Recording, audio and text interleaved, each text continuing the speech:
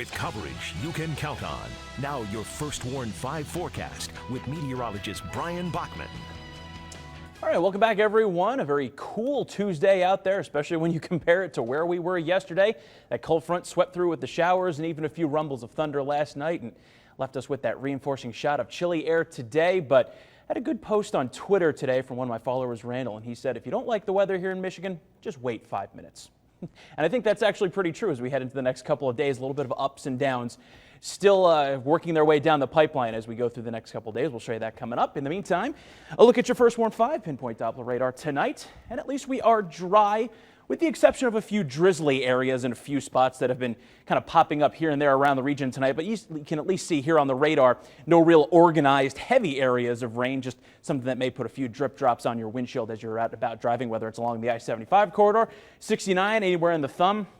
Really just no matter where you go tonight across all of lower Michigan. Again, none of that real organized activity, but of course that cloudy sky hanging in place across the region, keeping things well below average for this time of the year temperature-wise, but a rebound may be in the works. Let's show you some of those conditions outside right now. Here's a live look over downtown Saginaw, and there's that deck of stratus clouds hanging tough over the area today. Really hasn't let up. There have been a few isolated sunny breaks that we've seen from time to time, but really nothing more than that from time to time. Temperature right around 53 degrees right now. We should be up in the upper 60s, so we go from way above to way below average in just 24 hours time, and that northeast wind not helping us a whole lot.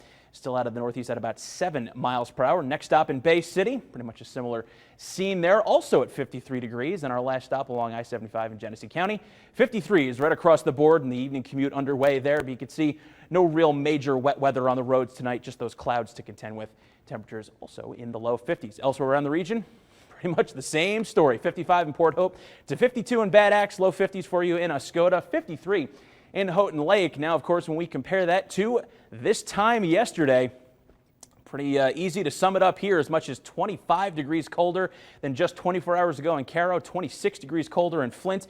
You head up to the north, though, you notice Houghton Lake only about 4 degrees colder than this time yesterday. That actually because that was about when those showers were beginning to move into your area well to the north and west of the Tri-Cities, so not as big of a temperature drop, at least when you compare it to this time yesterday there. But nonetheless, you're feeling it no matter where you are today.